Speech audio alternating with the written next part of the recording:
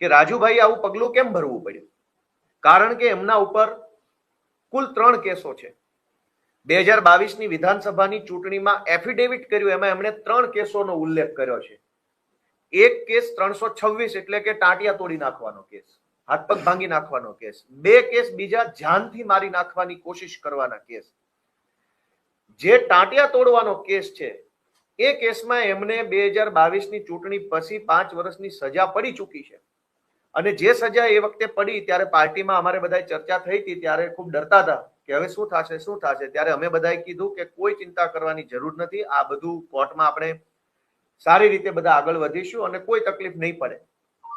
અને બાકીના જે 2 અલગ અલગ કેસ, 307ના 2 કેસ, એ બંને કેસોમાં રાજુભાઈની આજે કોર્ટની અંદર સુરેન્દ્રનગરની કોર્ટમાં મુદત છે. હું પુરાવો સાથે લઈને આવ્યો છું. રાજુભાઈ ઉપર જાનથી મારી નાખવાની કોશિશ કરવાના 2 કેસો છે. બંને કેસમાં સુરેન્દ્રનગરમાં આજે જ તારીખ છે, 12મી ફેબ્રુઆરીના રોજની તારીખ આજે કોર્ટમાં છે. અને કોર્ટમાં શું થવાનું હતું આજે અહીંયા લખ્યું છે, ફાઇનલ આર્ગ્યુમેન્ટ, આખરી નિર્ણય આજે સુરેન્દ્રનગરની સેશન્સ કોર્ટમાં 12મી ફેબ્રુઆરીએ રાજુભાઈ કરપડા, જો અહીંયા આરોપીના નામ લખ્યા છે, ભૂપતભાઈ જીલુભાઈ, ઓરુભાઈ જીલુભાઈ, રાજુભાઈ મેરામભાઈ કરપડા, બાવકુભાઈ અને રામકુભાઈ, આ 5 આરોપી ઉપર જે કેસ છે એ કેસનું સુરેન્દ્રનગરની અદાલતમાં આજે આખરી નિર્ણય થવાનો હતો.